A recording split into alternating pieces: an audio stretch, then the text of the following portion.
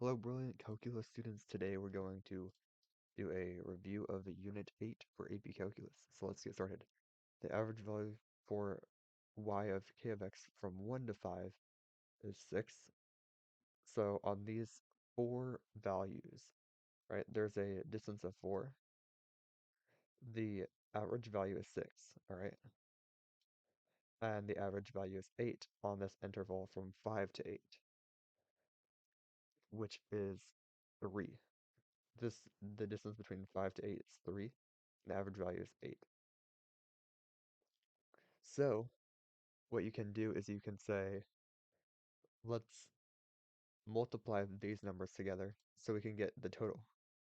So the total value that, if you wanted to think about it as the area under the curve, we have the average value and we have the length of the function. We can now find the total value. So the total value on this first interval from 1 to 5 is 4 times 6, which is 24. 24. And we can do the same thing for this other interval. You could say the average value of 8 times the length is the total value, which is 24. So the total value for both of these is 48. 48 is the total value between 1 and 8. And so if we have the total value, we can divide by the length to get the average value. So 48 over 7, which is 4 this distance, and plus 3, which is this distance. And that is your answer for this first question. All right, now we're not given the average value. We have to find the average value, and then we have to find the value C that proves it. So we want to find the average value, and here's our function. So how do we find average value? You you multiply by the length of the distance. You do 1 over that. So let's subtract 2 minus 0. So we're going to have a 1/2 out the front of the integral here. And then we're going to integrate from those bounds 0 to 2. And then we're going to just put our function f of x in there. 2x squared plus 3. And then we are integrating with respect to x, so dx. And we are integrating the entire thing. So this will give you the total value from 0 to 2. And then we just divide this by the length to get the average value. So now we can use our exponent rule here. Add 1 to this exponent, which is 3, and divide by that exponent. And then this is just x to the 0, so this becomes x to the 1. So let's rewrite our expression now. 2/3 x cubed plus 3x,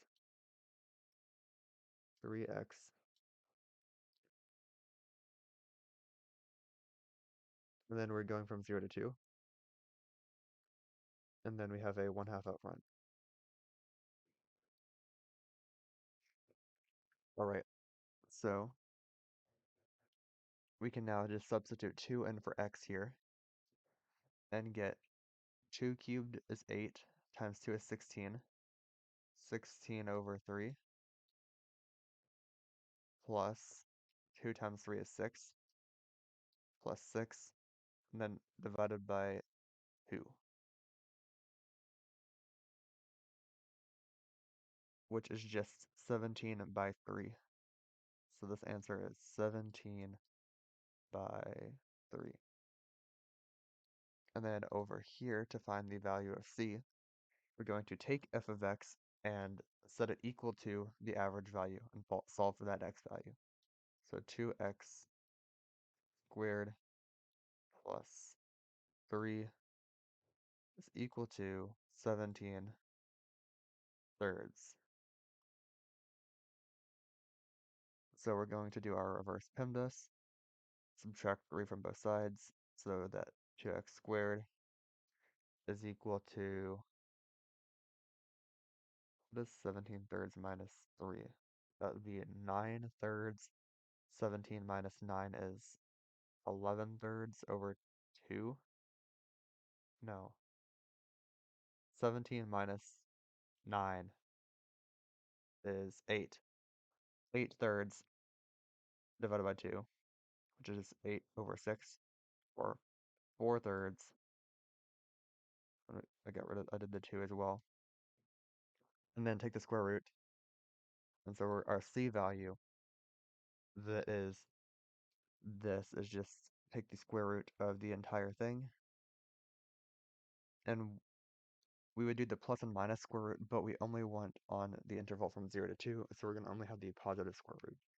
So we will have the square root of 4 over 3,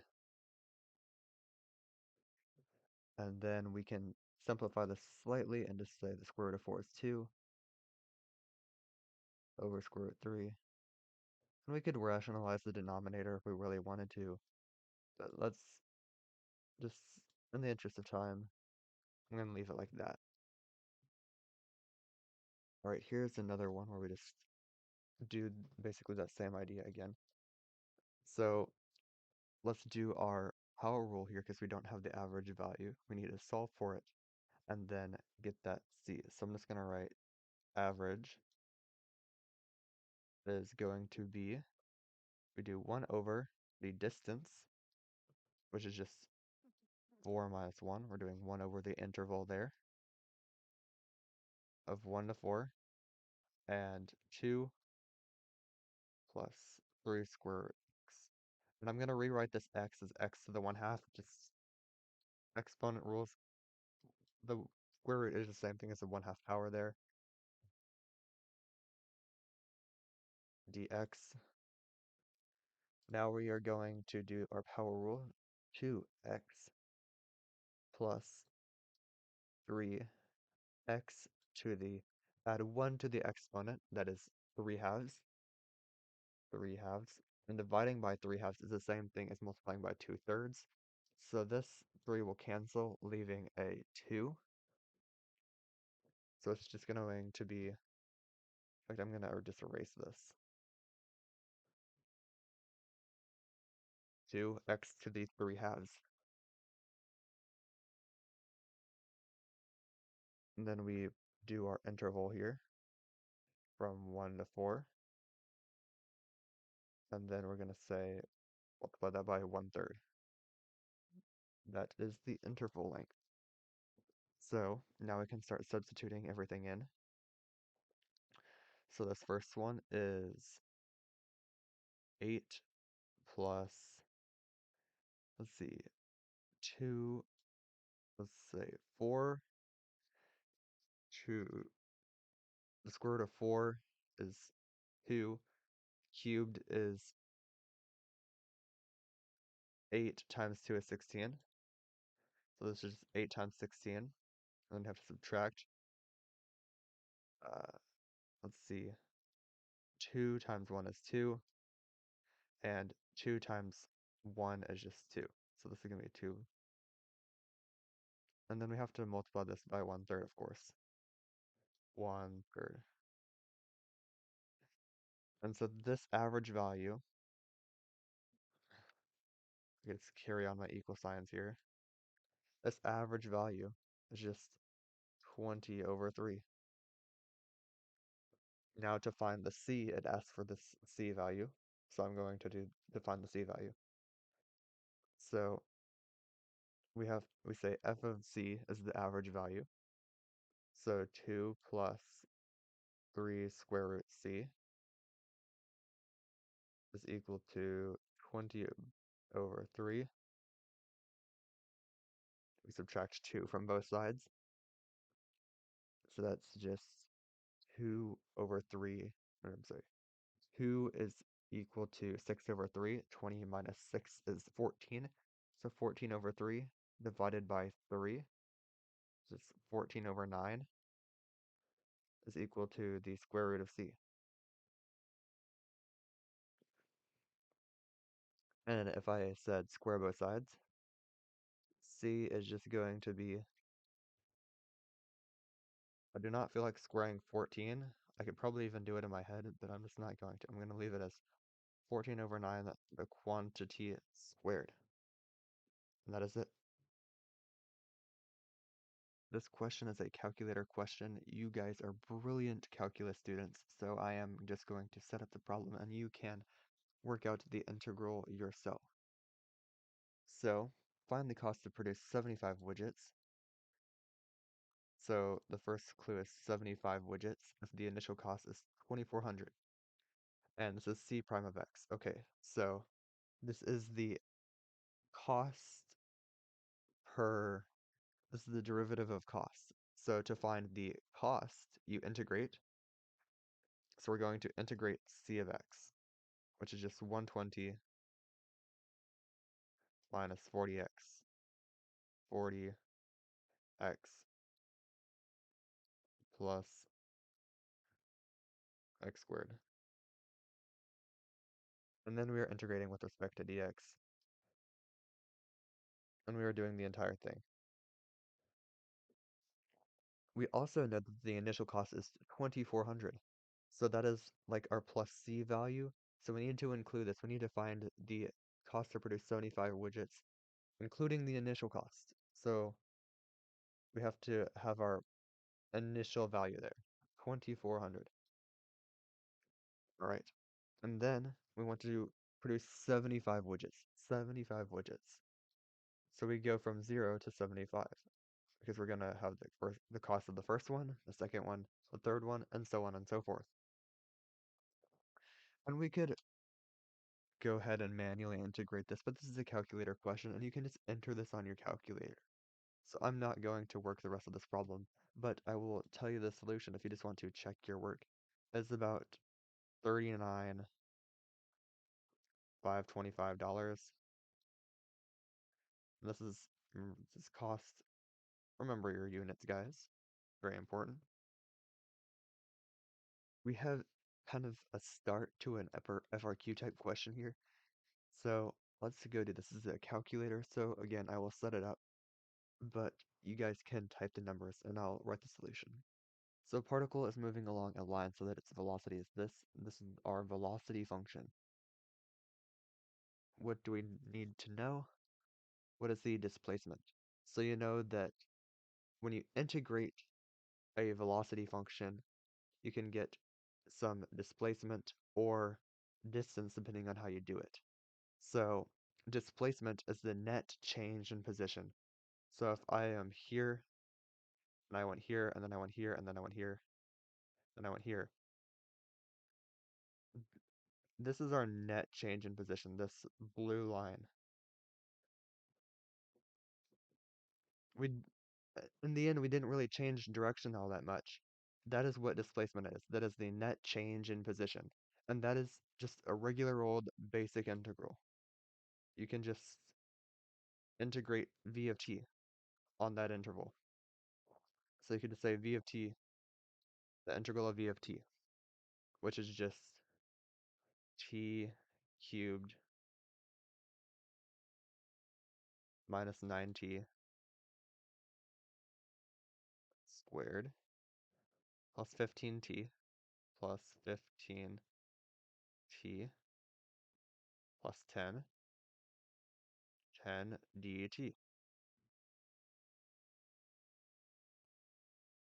And you can type this into your calculator or you can do the power rule. But this is about 18.75. So this is question A. 18.75. Absolutely brilliant. Now, what is the unit? Particles moving along. So it's feet per second, so this is going to be in feet. 18.75 feet. All right. Number B. What is the total distance traveled? The distance is this yellow line here. That is every single thing, every single direction. So if this is positive, let's just ignore the y. Let's say these are all perfectly horizontal and we wanted to find the total distance traveled. So this is going back and forth like this. We would have this, and then we would take the absolute value of this because it's negative. So you would add the absolute value of this, and then you would add this, and the absolute value of this. And the way we can just figure this out is we can take the absolute value of the entire function when you integrate it. So let us just do that.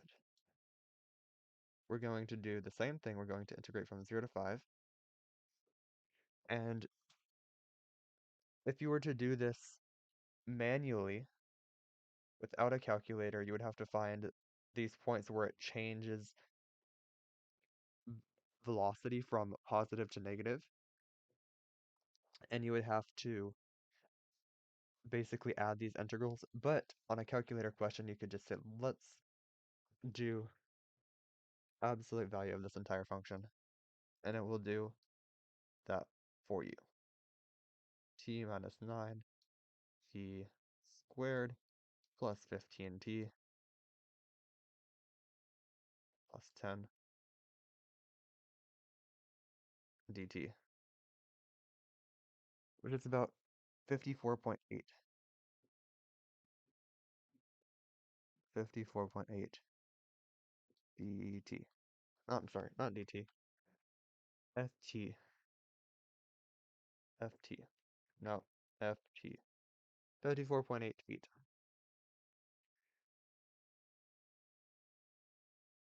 Alright, the total number of documents Hayden has uploaded to Google Docs is increasing at a rate R of t. We have a rate, ladies and gentlemen. That is epic. We have a rate.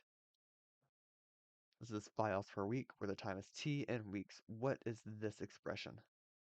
Alright. So, we are integrating a rate. We are integrating a rate. When you integrate a rate, you get the total number. You get a number. Because the opposite of a rate, when you integrate a rate, you get a total number. When you differentiate a number, you get a rate. When you integrate a rate, you get a number. They are inverse operations. They're like squares and square roots. They undo each other. We integrate a rate and get a whole number. So, what does this mean? We have a rate in files per week. Files per week. So when we integrate, you will get files at some time in weeks. So, 17. The whatever this is 17. And the unit is files. So we know there is going to be 17 files uploaded to this Google Drive account at time t, which is 3. So, the end of the third week, after 3 weeks, there is 17 Google Docs in this Google Drive account. That is it. I'm not going to write it down. I just explained it. We have another question here that is a calculator, so I'm going to set it up, and then you guys can check your work with the answer. So, the students are leaving a stadium after a football game at a rate. We have a rate. Everybody, we have a rate. We have a rate R of t. This is our rate. How many students are left? Okay. So, if we have a rate in students per minute, we have to integrate to get rid of the rate and get just the number. So, let us do that. Let us integrate our rate, and we want the first 10 minutes. So we go from 0 to 10, and then we put our rate in there. 16 e to the 0.2 t dt. And this is a bit over 511 students, but we can't have like half a student or whatever. So we're just going to say 511 students. Students.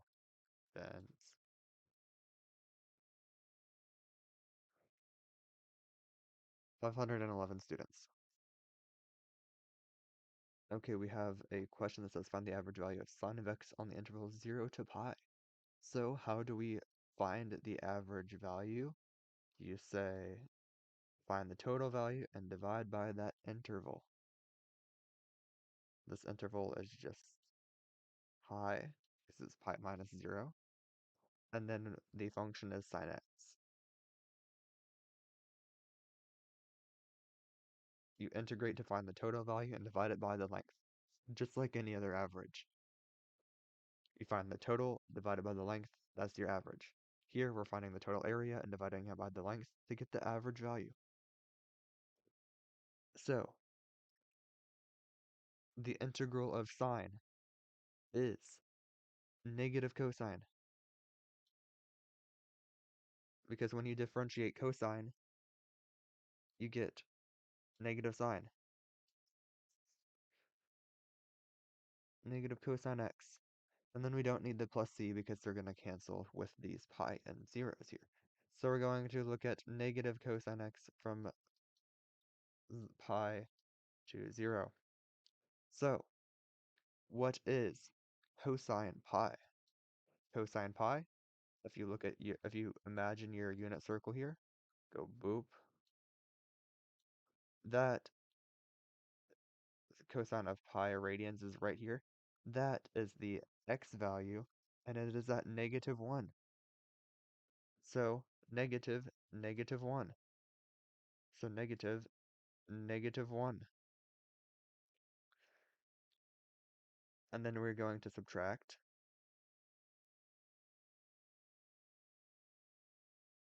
the negative cosine of 0. The negative cosine of 0, because there is a negative sign here. So this negative goes here, and this negative is distributed here. And this comes from just the subtraction when you integrate these two differences here. Where a lot of people would probably get tripped up on this question is these negative signs. Remember, check your negative signs. And so the cosine of 0, 0 radians is right here, is just 1. So we have negative -1, which is 1, minus -1, which is just 1. So you have 2 over pi. 2 over pi. That is your average value on this interval. That was a question that was meant to trip you up with your negative signs there. So we have a multiple choice question here.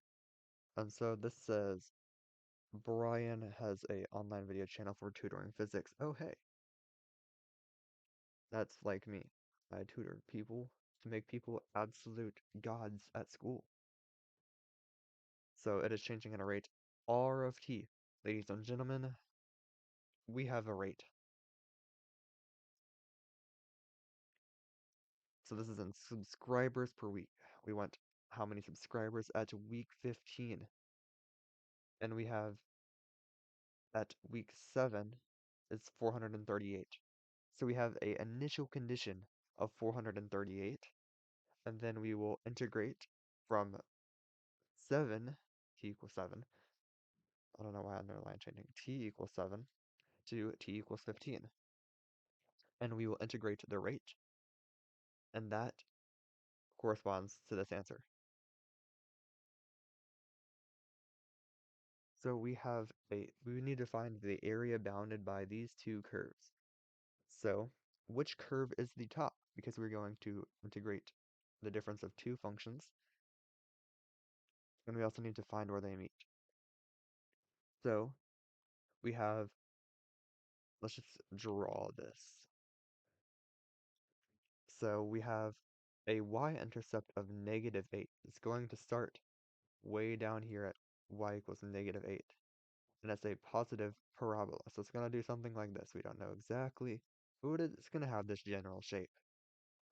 And then we have a y-intercept of 0 and a negative x squared. So it's going to look something like that. So we know that we need to find this area here. So what do? we integrate these differences. We know that this curve is going to be on top because it has a higher y-intercept in this case. We just drew it, or not drew it, we sketched it. So we're going to have a negative x squared minus this curve, which is x squared minus 8. So I'm going to just distribute this negative sign. So we're going to add 8 instead. And then we're integrating with respect to x, dx. And we're going to integrate all of it. But we don't know our bounds of integration. So we need to set these two equal to each other. So we're going to set x squared minus 8 is equal to x squared, negative x squared. And then we're going to add x squared to both sides. So that's 2x squared minus 8 is equal to 0. We can divide everything by 2. So that x squared minus 4 is equal to 0. And so now we can just say x minus 2, x plus 2. But I want you to notice something very cool about this graph. That these two are centered at the exact same point. That this area will match this area. So we can just say, let's go from 0 to 2 and just multiply it by 2. So we're going to multiply by 2 and just go from 0 to 2. You'll get the same answer if you don't include this 2 and go negative 2 to 2. You'll get the exact same answer. So if that part confuses you, don't worry about it. But let's go ahead and integrate this.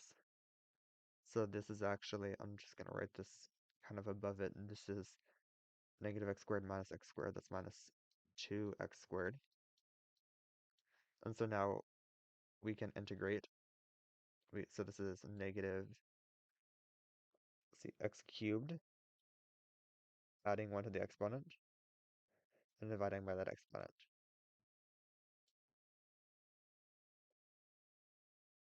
And then we say plus 8x. And then we are going from 0 to 2. And of course multiplying by 2. So 2 cubed is 8 times 2 is 16 over 3. 16 over 3 plus 8 times 2 is 16. 16. And then multiplying everything by 2.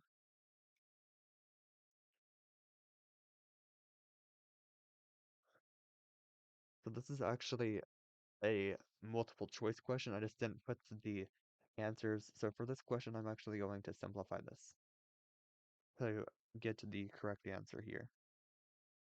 So 16 over 3 is the same.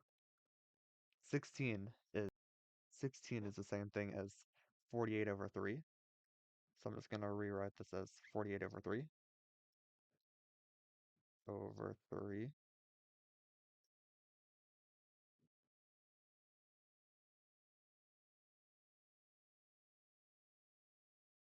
And so then I can say 48 minus 16. 48 minus 16 is 32. 32. That is right. Okay. 32. 32 over 3. And then we multiply that by 2 times 2. We don't use x here, we use this. Times 2, which is 64 over 3. 64 over 3.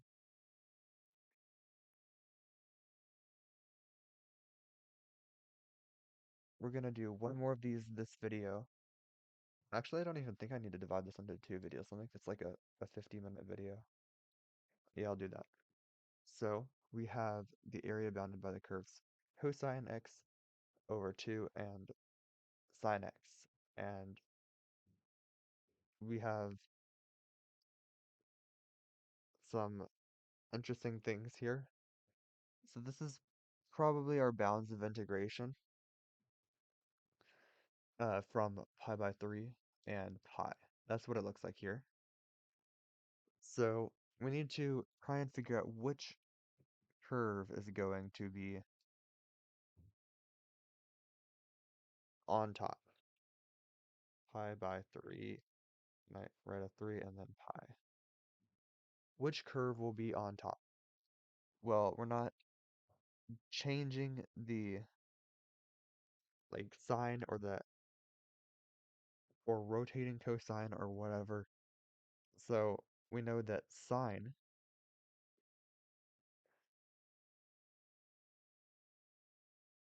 even if we don't know the exact shape, we have the general idea. We have our x and y axes here.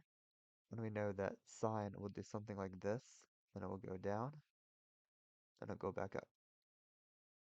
So it is 0 right here. This is pi. This is when sine is 0 at x equals pi. And cosine, we'll do something like this.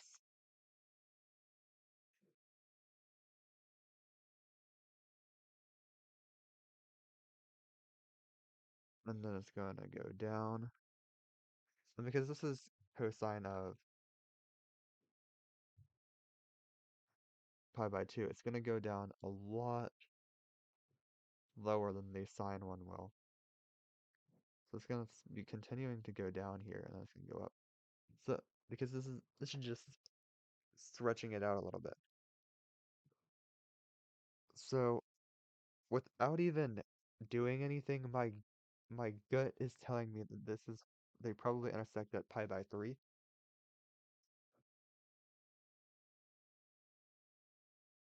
Because the problem says these are the bounds. So, if you were on an AP test trying to get as many points as possible, you might want to confirm this for yourself. But in this case, I know this is true, and we have these bounds anyway. So I don't think that they're going to give you a non-calculator question like this, where if it was actually the same thing, but it wasn't pi by 3 and it was somewhere like in the middle, or it was over here and they didn't, and you would have to do some funky subtraction. They wouldn't give you a non-calculator question like that. So it is relatively safe to assume that this is pi by 3, where they intersect in this case. Cosine of pi by 2 dx. And then we're doing the whole thing by dx, of course. So this is a non-calculator question, and this would be a multiple choice, so let's fully simplify our answer. So the integral of sine is negative cosine. The integral of cosine, oh no, I wrote pi, it's supposed to be x.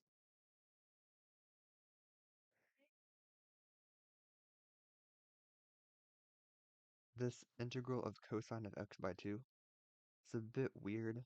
If you want, you can do like a mini u substitution here, or just kind of realize that this is x over 2. So you just have to put a 2 out front, and the integral of sine is, the integral of cosine is sine. And then you keep the inside, because chain rule. So if you wanted to confirm this for yourself, if you took the derivative of sine x over 2, you would know that you would say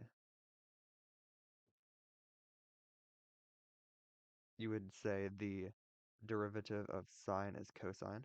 Great. You keep the inside function, and then you multiply by the derivative of the inside. That would be like 1/2. the derivative of x over 2 is just 1/2. And so this 1/2 cancels with the 2. So that is just kind of, if you're not quite sure on these kind of small u substitution type things that you are too much work to do a proper u sub for, but is still kind of not make sense in your brain, just check your work by taking the derivative. So we're going from pi to, or pi by 3 to pi.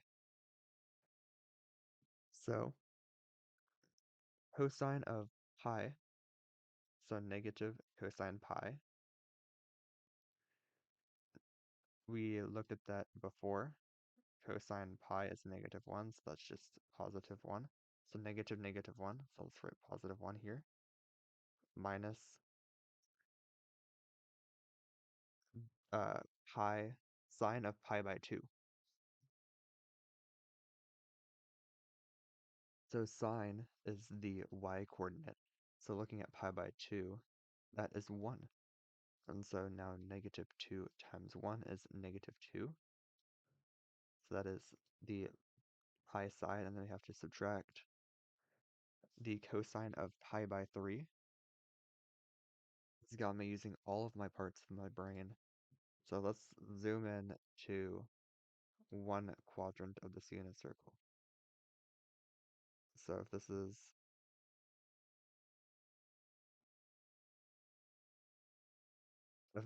pi over here, pi by 3, 1/3 of this is like that.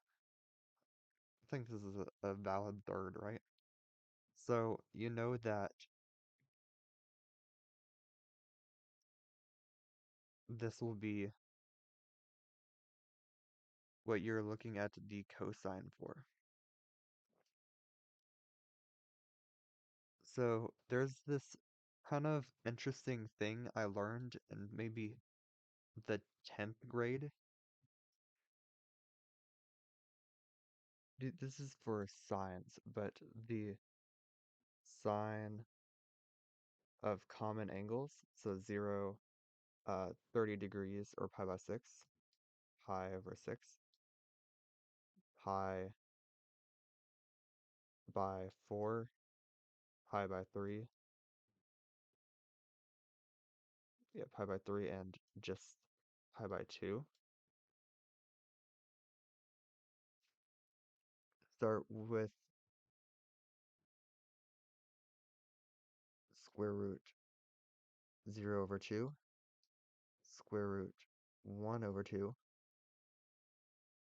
square root 2 over 2, square root 3 over 2, and square root 4 over 2.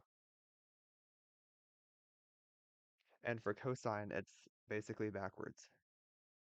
So cosine, this is pi by 2. This is pi by 3.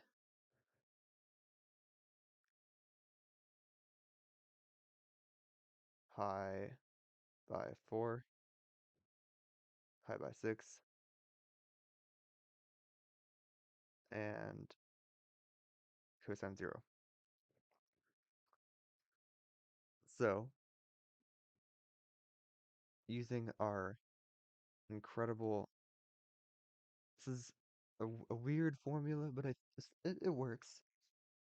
It's not the most obvious to a lot of people, but I kind of figured this out by just being bored one day. So you could kind of look at your unit circle and try to figure it out. Or you could remember this thing. So this is, of course, a negative. We have this negative here. And we're going to say cosine of pi by 3. Cosine of pi by 3 is the same thing as sine of pi by 6, which is square root 1 over 2, which is just 1/2. There's a nice little pattern down there. With the common angles, of course. And then we're going to subtract 2 times sine of pi by 3 over 2. Pi by 3 over 2 is pi by 6. Sine of pi by 6 is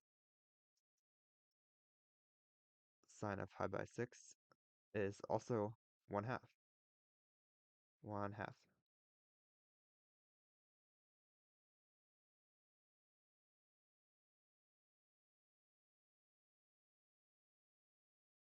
So now we can start simplifying some of these things. So 1 minus 2 is -1 minus -1/2 minus 2 times 1/2. So this becomes 1. And so 1/2 minus 1 is 3/2, -3/2. And so we're going to actually add this. So that just becomes 1/2. So I think where this would be tricky for many people is these trig things, probably, not necessarily the pi by 2s or the pi's here, but these pi by 3s, just not knowing that the sine of pi by 6 and cosine of pi over 3 is 1/2. And these negatives were a bit confusing to just kind of simplify there. We have a question here, and then we have a full free response. So let's do this. The volume of the solid generated by revolving the region about by y equals 1 over x. Right, so we have, this is going to be y equals 1 over x equals 0, so this is the x-axis, or the y-axis, x is equal to 0. Let's graph these in yellow to just kind of indicate this. Y is equal to 1. Alright, y is equal to 1. It's just 1. And then we're going to have y equals 3. So this is 3. And then flatten.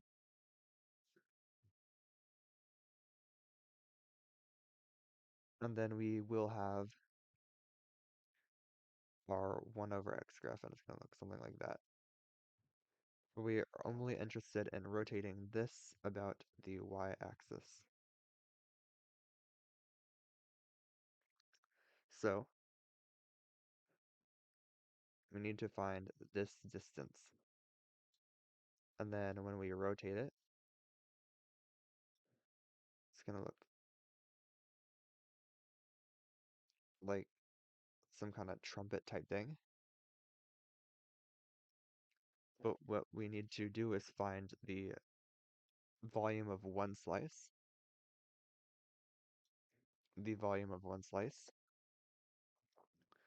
or the area. Well, let's start with the area as pi r squared. The area is pi r squared. What is r? R is x. So r is equal to x. So r is equal to x. Let us solve for x. So we multiply both sides by x and divide.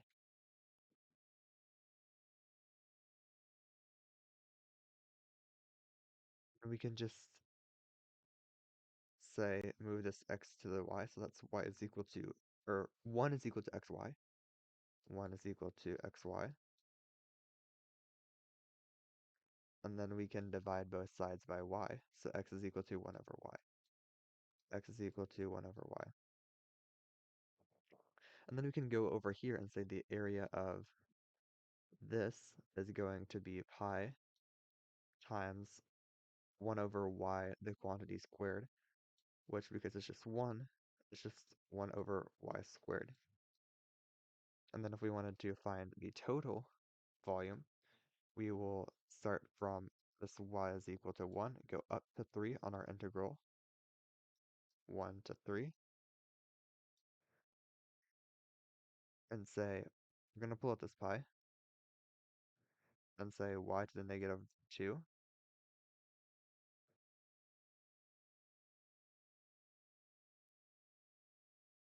and then we're going to go in the y direction, we are adding up these tiny little disks in the y direction. And this is equal to our total volume. So let us do that. We're going to add 1 to the exponent. We are doing the power rule. -2 plus 1. That is -1. And then we're going to divide by that exponent. I'm going to do that in a different color. Let's say y divided by -1. I'm just going to slip a negative in front of it.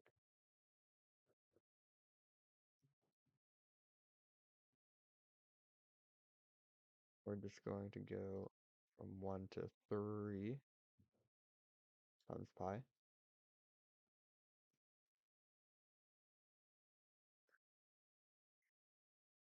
So that is